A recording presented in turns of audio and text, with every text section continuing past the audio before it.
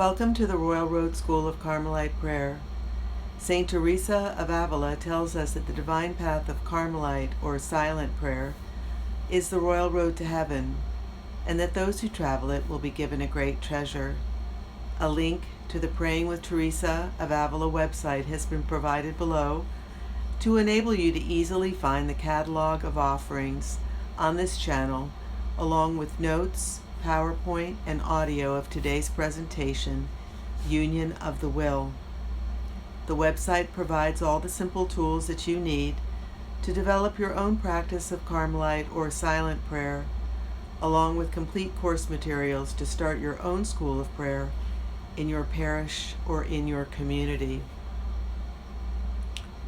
Union of the Will, an extract taken from I Am a Daughter of the Church by Blessed Father Marie-Eugene. The hard work of the fourth mansion is finished. It was sustained by tastes of divine delights, carried out in suffering. A divine reward is offered the soul, a veritable transformation, union of the will. Saint Teresa's pretty comparison with the silkworm allows her to summarize the stages already reached, to place the new grace in its proper setting, and to point out its importance. The silkworm is like the soul which takes life when, through the heat which comes from the Holy Spirit, it begins to utilize the general help which God gives to all, and to make use of the remedies which He left His church, such as frequent confessions, good books, and sermons. The soul begins to live and nourish itself on this food and on good meditations until it is full grown. And this is what concerns me now. The rest is of little importance. When it is full grown, then, as I wrote at the beginning, it starts to spin its silk and to build the house in which it is to die. Here, then, daughters, you see what we can do with God's favor. May His Majesty Himself be our mission, as He is in this union, prayer of union, which, as it were, we ourselves spin. She goes on to say, and before we have finished doing all that we can in this respect, God will take this tiny achievement of ours, which is nothing at all, unite it with His greatness, and give it such worth that its reward will be the Lord Himself. Let us hasten then to perform this task and spin this cocoon. Let the silkworm die. Let it die, as in fact it does when it has completed the work which it was created to do. Then we shall see God, and shall ourselves be as completely hidden in His greatness as is this little worm in its cocoon. Note that when I speak of seeing God, I'm referring to the way in which, as I have said, He allows Himself to be apprehended in this kind of union. And now let us see what becomes of this silkworm, for all that I have been saying about it is leading up to this. When it is in this state of prayer and quite dead to the world, it comes out as a little white butterfly. The transformation brought about by the prayer of union is equivalent to a real metamorphosis. Teresa states, I tell you truly, the very soul does not know itself, for think of the difference between an ugly worm and a white butterfly. It is just the same here. Before studying this profound action of God in the soul, let's mention a problem raised by the Teresian description and terminology.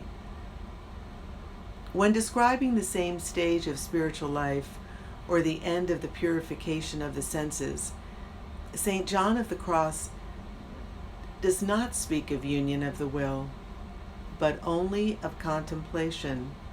He says, The soul very readily finds in its spirit the most serene and loving contemplation and spiritual sweetness without the labor of meditation.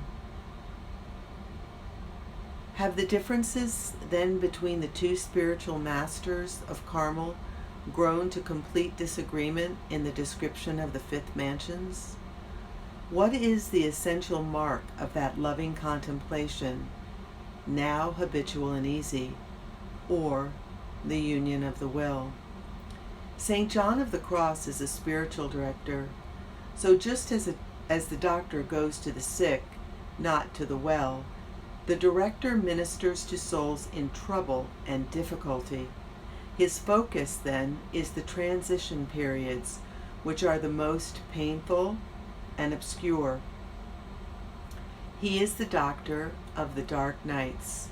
The periods of euphoria, the fifth mansions, detain him very little, although the soul could spend years in them because it finds tranquility and enjoyment.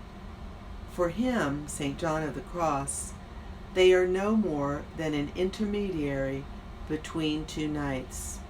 John attains especially to light, and Teresa to love, two different aspects of the same state.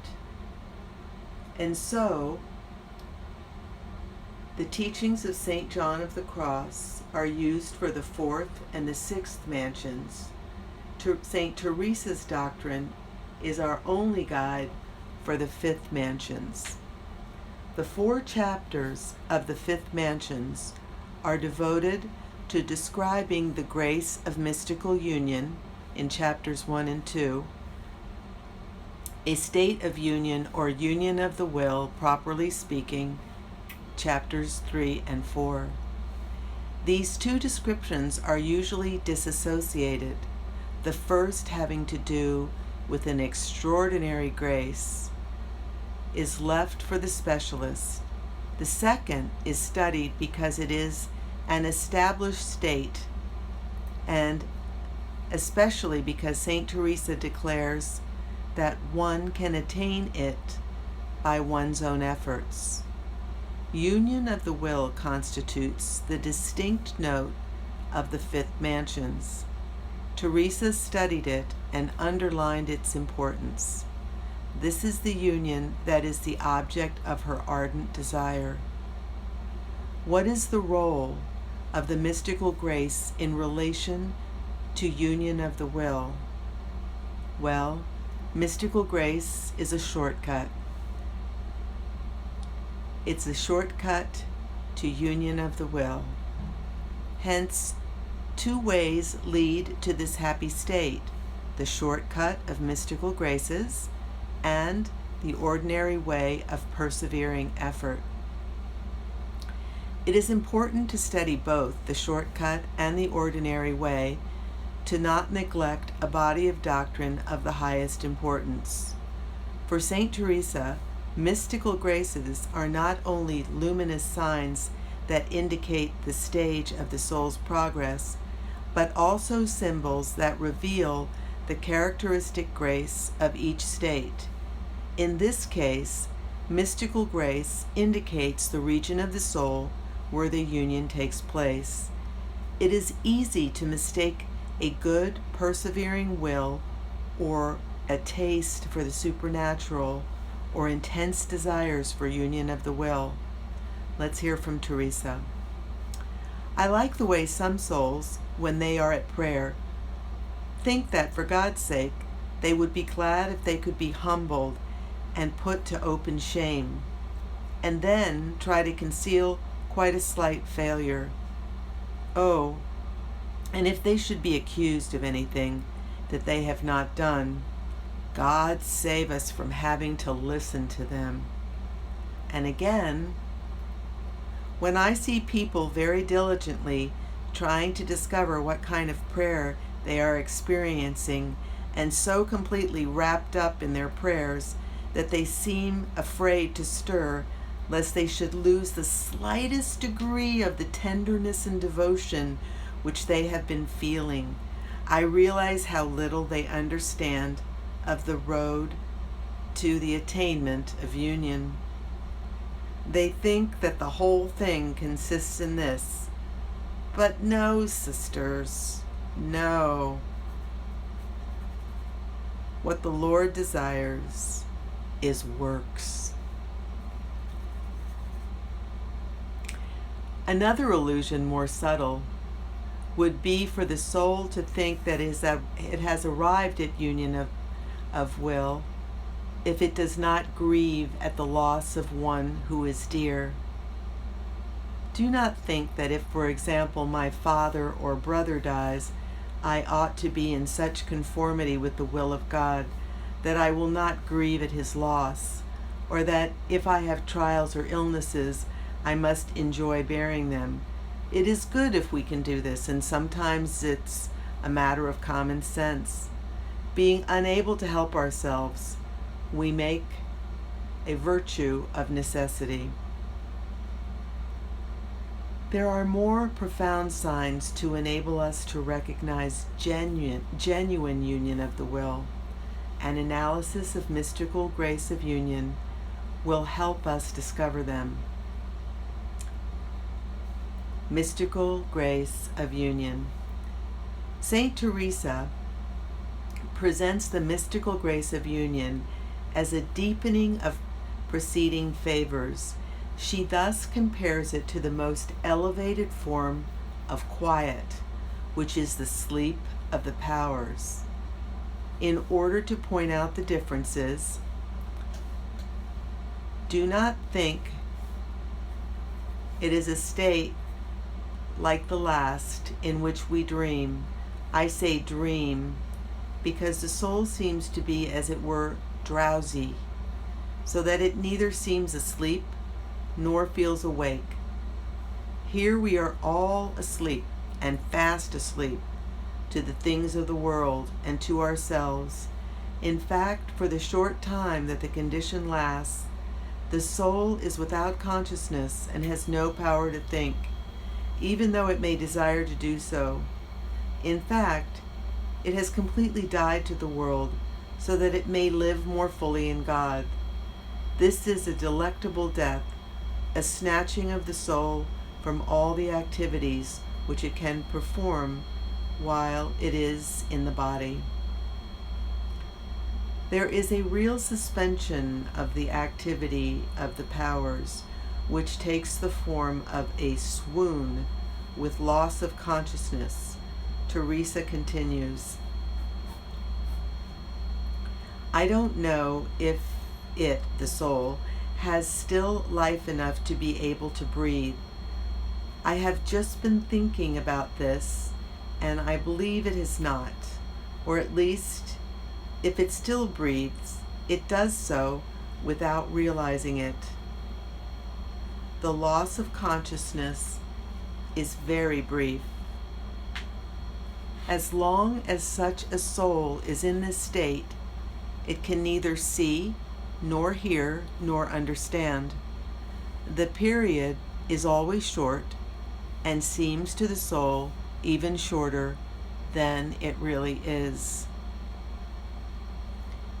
The awakening is followed by anxiety.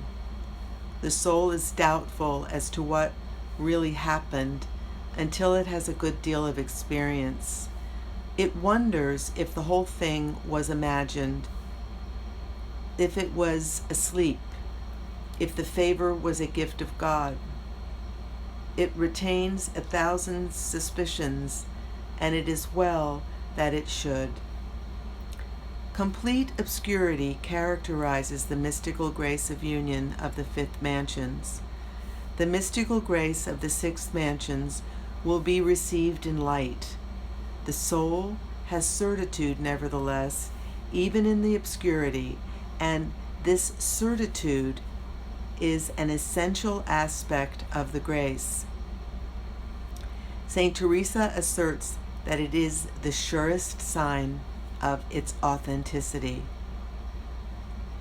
I will give you a clear indication which will make it impossible for you to go wrong or to doubt if some favor has come from God. God implants himself in the interior of that soul in such a way that when it returns to itself, it cannot possibly doubt that God has been in it, and it has been in God. So firmly does this truth remain within it that although for years God may never grant it that favor again, it can neither forget nor doubt that it has received it. This certainty, independent of any vision God alone can give, affirms Saint Teresa. This certitude reveals to the soul what took place in the obscurity of God's direct action in it. The soul, in its whole essence, has been united with God. Teresa writes, "He will come into the center of the soul without using a door, as he did when he came into his disciples and said, 'Pax vobis,' or peace be with you, and when he left the sepulchre without removing the stone. Again, His Majesty is in such close contact and union with the essence of the soul that the devil will not dare to approach, nor can he understand this secret thing." To situate this grace in relation to those to come in the following mansions, Saint Teresa says it is the soul's first meeting with the divine spouse. He grants the soul this mercy, desiring that she shall get to know him better, and that they shall meet together, and he shall unite her with himself. We can compare this kind of union to a short meeting of that nature, because it is over in the very shortest time. The effects of the mystical grace, union of the will. In this meeting, the whole soul, in union with God, the Master works a profound marvel. Here is the soul which God has made completely foolish, to better impress upon it true wisdom. Teresa continues, "God put her in the wine cellar and ordained charity in her." What can this mean, if not that the divine contact has produced an abundant inflowing of charity? The effects of these substantial touches of God are profound and immutable, as in the essence of the soul that they affect. The mystical grace of union brings about an effective hold of God upon the soul. Therefore, it bears the mark of a divine seal. His will is that, without understanding how, the soul shall go to thence sealed with his seal. In reality, the soul in that state does no more than the wax when a seal is impressed upon it. The wax does not impress itself. It is only prepared for the impress. That is, it is soft, and it does not even soften itself so as to be prepared. It merely remains quiet and consenting. But this possession of the soul by God after the grace of union, Saint Teresa warns us, is not yet definitive. It can be lost. For this communication has been no more than, as we might say, one single short meeting, and the devil will take great pains to hinder the betrothal. For as I have often said, if he wins a single soul in this way, he will win a whole multitude. Yet the soul comes from this contact with God really transformed. The very soul does not know itself. For think of the difference between an ugly worm and a white butterfly. It is just the same here. With these words, Teresa tells us how extraordinarily profound and fruitful are the effects of the grace of union. An abundant inflowing of love comes from this touch of God in the soul. It is normal that it is the will that gives sign of the most powerful effects, since this is the faculty receptive of love, or charity.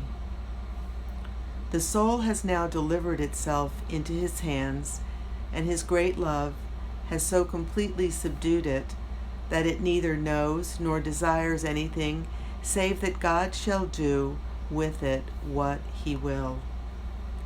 This abandonment and suppleness of the will assures peace to the soul, says St. Teresa. Nothing that happens on earth will afflict it unless it finds itself in peril of losing God. The soul sees clearly that he knows what he does better than it knows itself what it desires. The divine captivation has wrought a detachment which is uprooting, the saint writes. To see, then, the restlessness of this little butterfly, though it has never been quieter or more at rest in its life, everything it sees on earth leaves it dissatisfied. It is no longer bound by ties of relationship, friendship, or property. Everything wearies it, because it has proved that it can find no true rest in creatures. This detachment, which makes the butterfly feel a stranger to things of the earth, and allows it no rest in spiritual consolation or in earthly treasures, is accompanied by burning ardors of love that produce vehement desires to glorify God.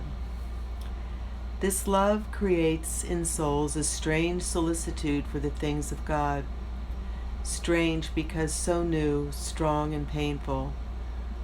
Only a few years, since perhaps only a few days, this soul was thinking of nothing but itself.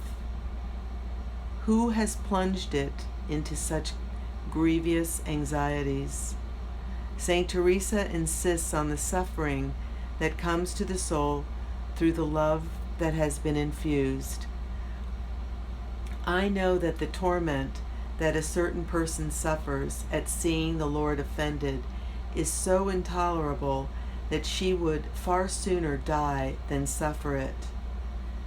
Its greatest grief is over the loss of Christian souls. The soul finds itself longing to suffer great trials and unable to do otherwise. It has the most vehement desires for penance, for solitude, and for all to know God. In fact, the grace of union is always fruitful for others, even if the soul is unfaithful. It is God's will that so great a favor should not be given in vain, and if the soul that receives it does not profit by it, others will do so. For if a soul possesses these desires and virtues, it will always profit other souls, so long as it leads a good life. Such are the marvelous riches left in the soul by the grace of mystical union. The contact with God was of short duration. Its fruits permanent. Very happily, Saint Teresa distinguishes the mystical grace from its effects. The grace is extraordinary and reserved for certain souls. Its effects, because they constitute the union of the will that characterizes the fifth mansion, are sovereignly desirable. How can one make such fruits one's own without the mystical grace? Saint Teresa has solved the problem. Mystical grace is a shortcut. There is an ordinary way open to all souls for this. Suspension of the powers is not necessary. The saint explains. The Lord can enrich souls in many ways and bring them to these mansions by other paths than the shortcut which has been described. Ordinary way to union of the will. Before entering upon this new way, Saint Teresa gives us a grave warning that to advance on this way will be no less difficult for being ordinary. The silkworm has of necessity to die, and it is this that will cost you most, for death comes more easily when one can see oneself living a new life, whereas our duty now is to continue living this present life and yet die of our own free will. I confess to you that we shall find this much harder. The shortcut, quick ascent in a certain facility, by the ordinary way, slow progress and hard asceticism. The two ways, mystical grace and ordinary progress, lead, however, to the same end.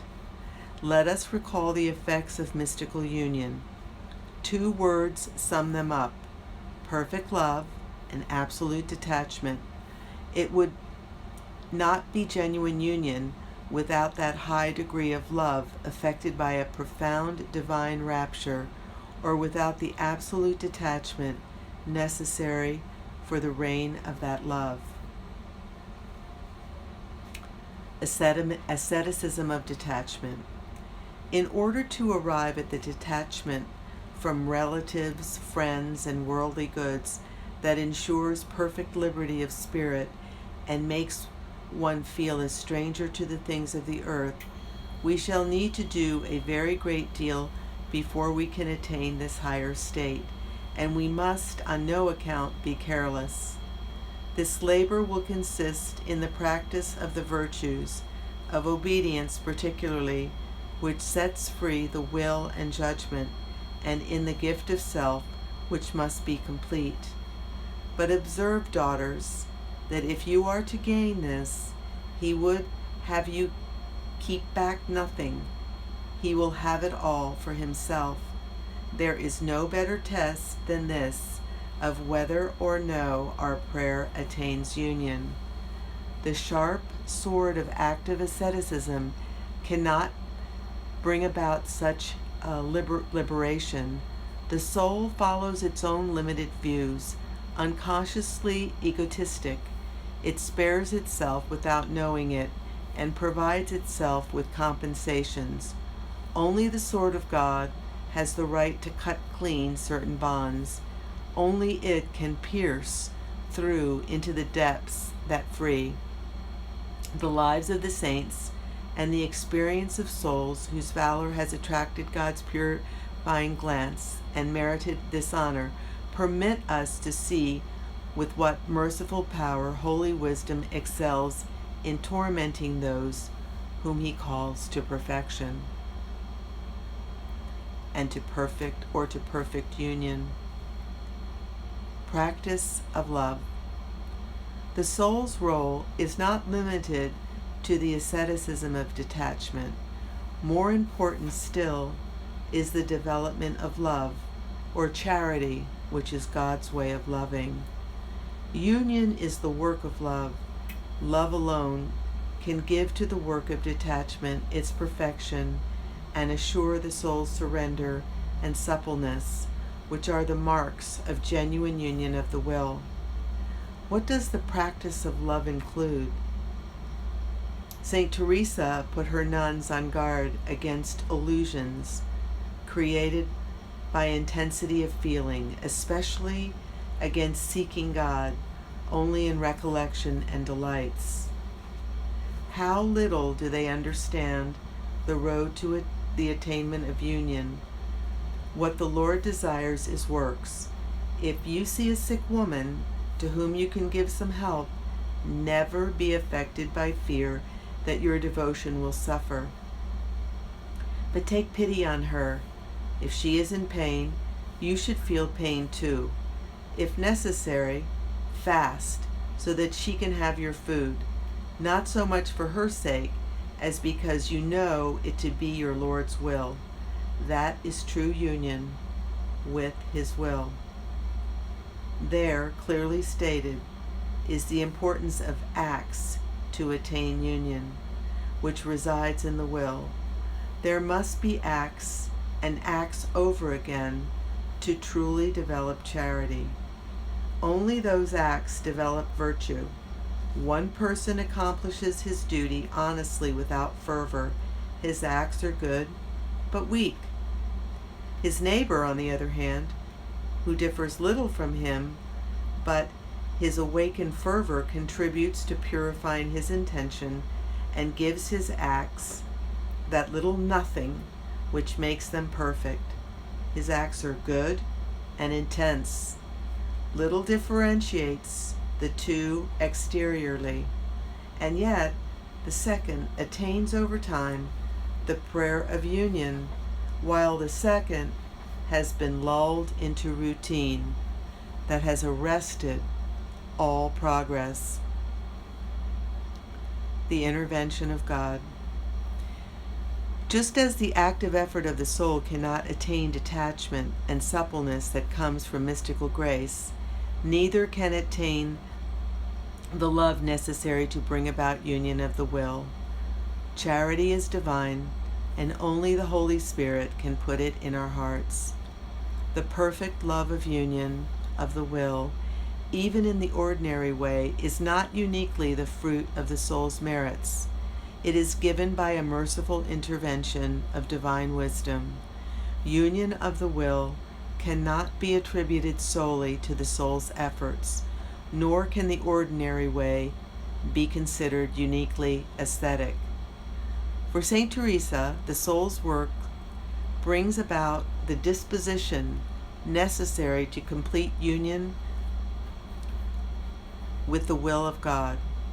And before we have finished doing all the things we can do in that respect, God will take this tiny achievement of ours, which is nothing at all, unite it with His greatness, and give it such worth that its rewards will be the Lord Himself.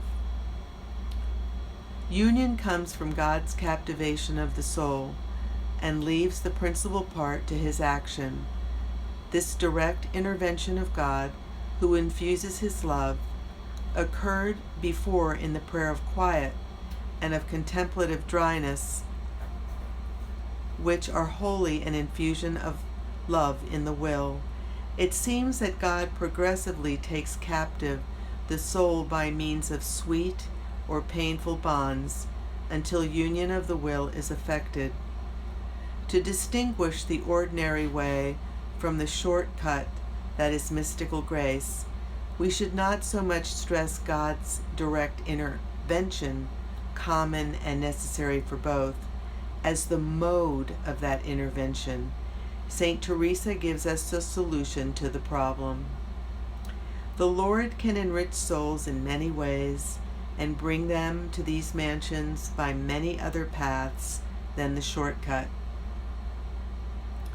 It is the suspension of the powers, or the extraordinary way of the grace is given, and not the special quality of that grace, which characterizes the shortcut. Whatever the way that leads to it, union of the will is constituted by God's loving possession of the will, which becomes surrendered and supple under His divine impulses. A precious grace, but alas, laments St. Teresa, that so few of us are destined to attain. It is a grace that marks a stage of supreme importance in the way of perfection. It is the point of departure for the last stages towards sanctity, for the fulfillment of high destinies in the divine plan. Amen.